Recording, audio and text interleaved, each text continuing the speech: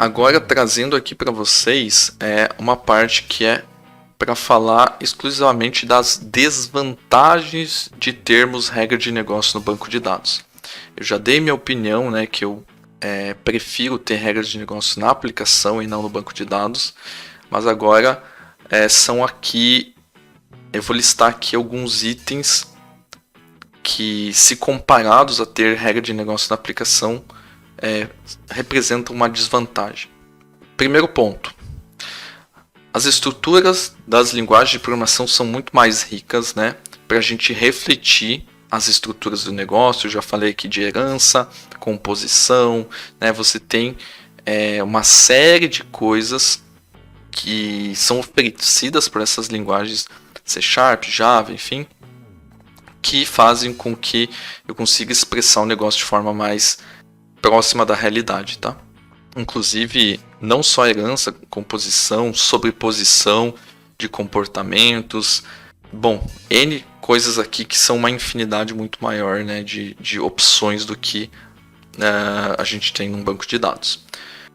Pegando um gancho nessa primeira parte, né, essas linguagens de programação que a gente tem aí na aplicação, né, além de elas conseguirem refletir muito bem o negócio, você tem recursos que vão muito além do que a gente tem no banco. Por exemplo, preciso aqui gerar um PDF, preciso gerar um XLS, preciso trabalhar com vários tipos de laços de repetição, com uma consulta link, sei lá, preciso fazer algumas operações mais complexas de validação. Alguns frameworks que a gente tem aliado às nossas linguagens aí nos favorecem a escrever um código mais limpo, a ter mais facilidade para expressar essas coisas nas linguagens de programação que a gente tem na aplicação.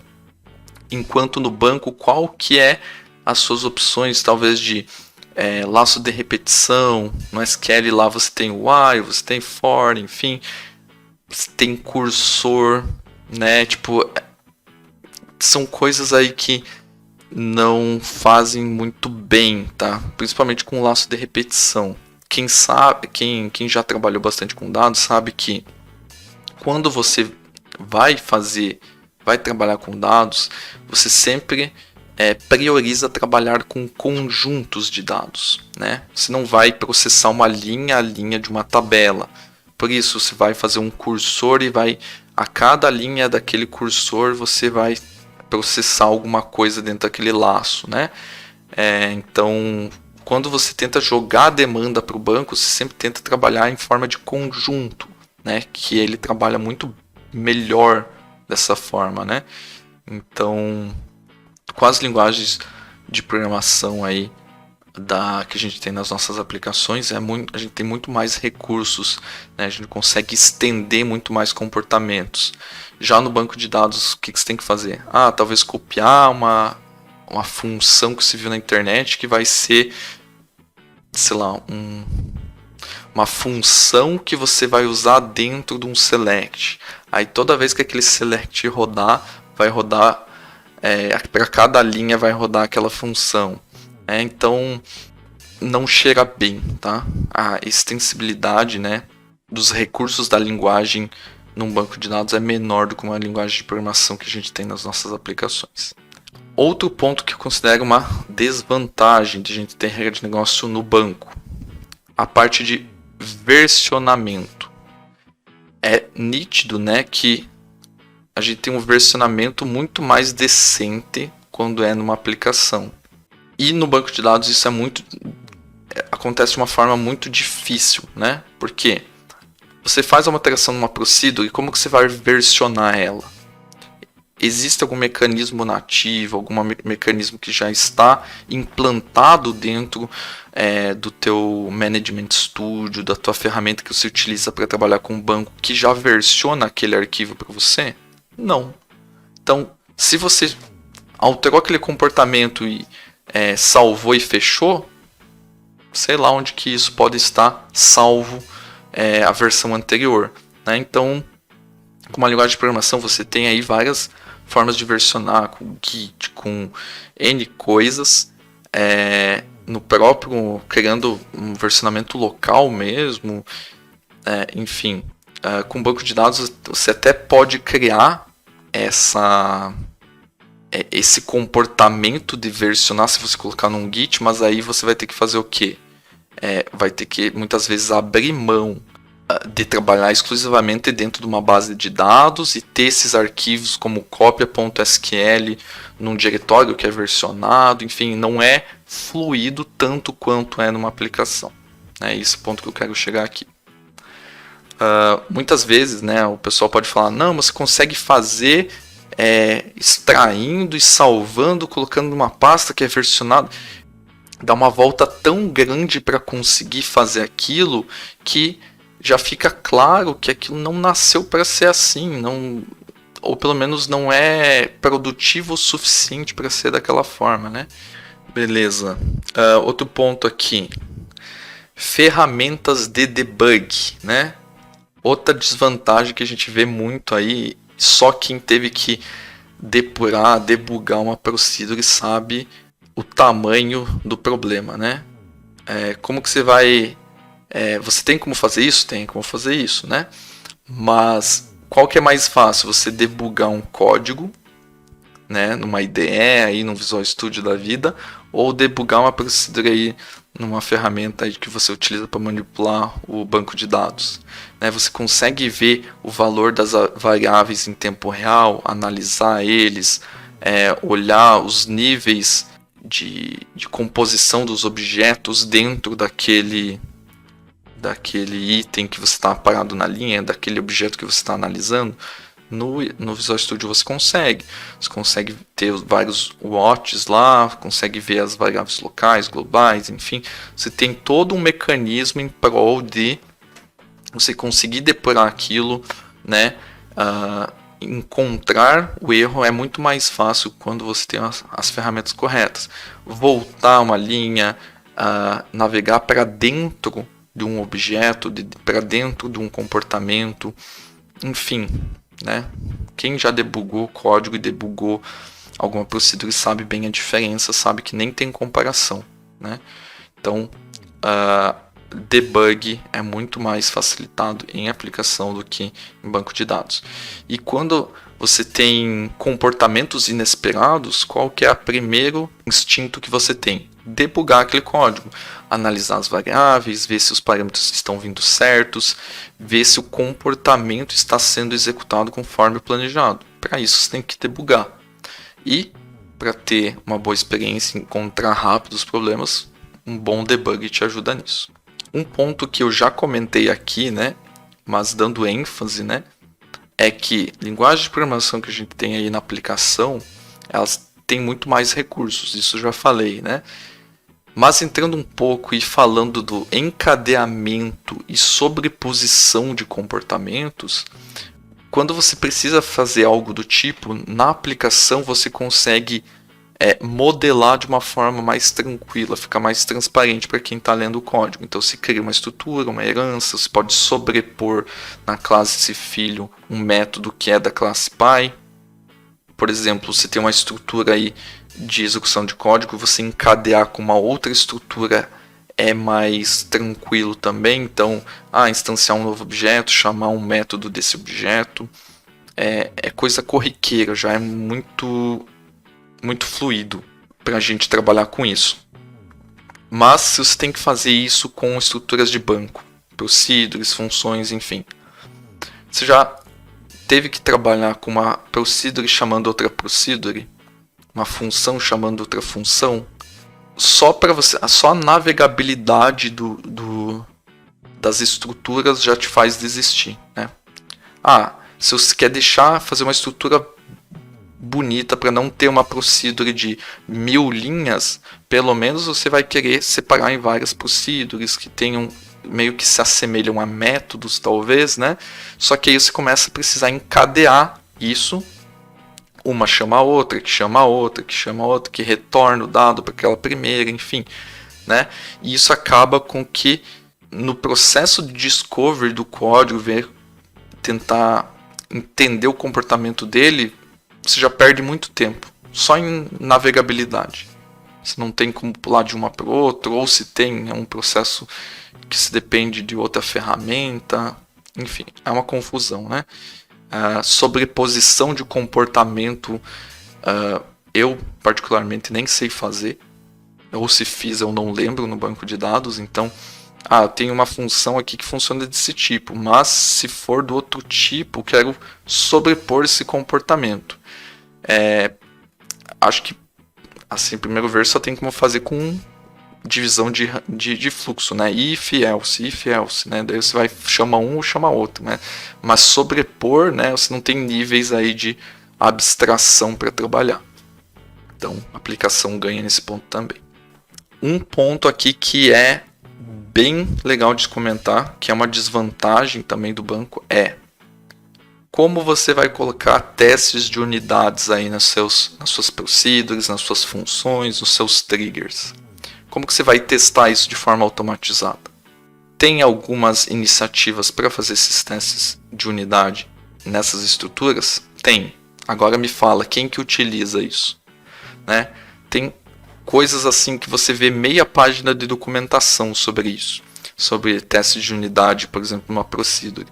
Né? E quando você vê ainda é um negócio que você desconsidera. Pelo menos eu fui pesquisar, até para poder trazer aqui para vocês. Tem algumas coisas em relação a isso, mas são completamente assim descabidas, tá?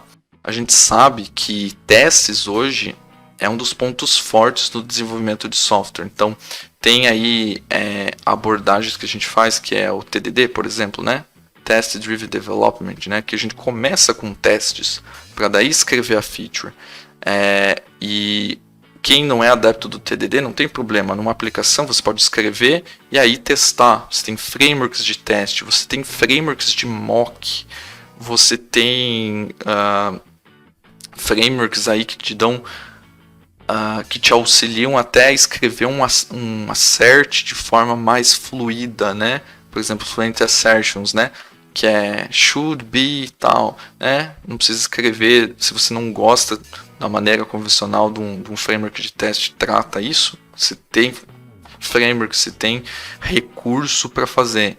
Então, teste de unidade é um dos pontos assim principais para não colocar a regra de negócio no banco de dados. Como que você vai testar isso? Como que você vai colocar, mesmo que você tenha esse teste de unidade no banco de dados, por exemplo, como que você vai colocar numa pipeline de DevOps isso para rodar toda vez que você fazer um build lá, você quer disponibilizar em algum ambiente de OMOL e tal, saber que todos os seus tests rodaram e que você está amparado por aqueles comportamentos que você levou um tempo para escrever e assegurar que você não quebrou nada numa modificação e nada do gênero, né?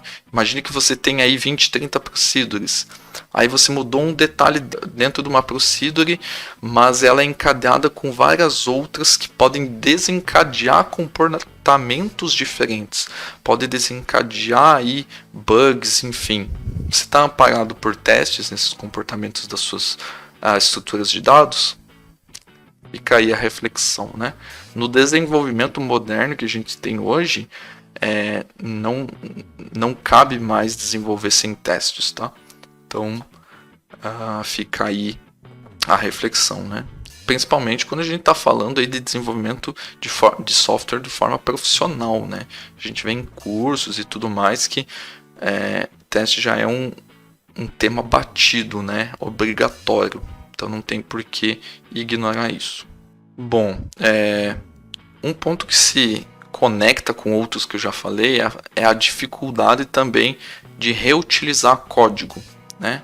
A gente consegue reutilizar algumas coisas nas estruturas de bancos de dados que a gente cria, procedure, function, etc. Sim, só que a reutilização de código que eu estou falando aqui é em termos de ser produtivo ao reutilizar. Então, em linguagem de programação na aplicação, a gente tem como separar em métodos, fazer a chamada desses métodos aí de diversas formas dentro de outras estruturas. E acontece que a gente também tem as estruturas que eu já comentei, né, de herança e tal, enfim, que eu não preciso reescrever muitas vezes ou escrever de forma duplicada duas coisas, sendo que eu tenho herança para aproveitar coisas em comum, né? Eu tenho níveis de abstração. Já no banco de dados eu não tenho isso. Então, em relação a isso, eu perco em reutilização de código ao optar por ter regra de negócio no banco de dados. Outro ponto muito forte aqui, tá, pessoal? Escalar banco de dados é mais complexo do que escalar aplicação. É mais complexo e é mais caro, tá? Então, se você for em qualquer plataforma de nuvem, aí, por exemplo, e contrata aí um SQL Server no Azure, contrata, enfim, um Oracle aí em outra plataforma ou no Azure, enfim, e tenta mudar, né, escalar ele, mudar a faixa de preço lá, deixar ele mais poderoso, né, subir o nível de recursos dele. E agora faz esse mesmo teste com uma aplicação. Se você consegue rodar 2 instâncias, 3, 4, 5 de uma aplicação, qual que sai mais barato? Tá? Não precisa nem fazer o teste, tá? Com certeza a aplicação escala de forma muito mais barata, muito mais fácil, né? E principalmente mais fácil. Por quê? Quando a gente fala de aplicação, você consegue rodar, se desenvolver da forma correta, várias instâncias daquela aplicação, porque ela não guarda estado. Quem vai guardar estado é o banco, e por isso que ele é mais difícil de escalar, né? Porque ele tem uma versão, né? Tem um snapshot do estado das suas entidades que foram feitas lá na aplicação. Então, como que você vai escalar isso de forma horizontal sem ter complexidade? Muito difícil, vai ter que ter sincronização de dados, enfim, né? Então, qual que é o tipo de escala que é mais comum, né? Você escalar verticalmente, aumentando os recursos daquele hardware onde está rodando o teu banco de dados, e para isso é mais caro. Já a sua aplicação, como ela não guarda estado ou não deveria guardar, ela consegue escalar horizontalmente, né? Então você roda várias máquinas de poucos recursos aí, né? Não precisa ser muitos recursos, mas você ganha em escala horizontal. E aí cada requisição você tem um load balancer na frente, enfim, né? Outros termos aqui que não é o foco da live, mas que você vai distribuindo essa carga em várias instâncias. Então, escalar uma aplicação sempre vai ser mais barato e mais fácil do que escalar um banco de dados. E se você tiver as regras de negócio no banco e a sua aplicação for apenas uma casquinha, toda a inteligência estiver no banco, como que você vai tratar para escalar a sua aplicação? Já que a sua aplicação simplesmente é um proxy que recebe alguma coisa e encaminha para uma procedure que faz alguma coisa, decide tudo que tem que ser feito no banco. O seu banco de dados acaba virando a sua aplicação, né? Ele faz tudo. Então, já que ele faz tudo, é ele que tem que escalar. E esse que é o problema de ter regra de negócio lá.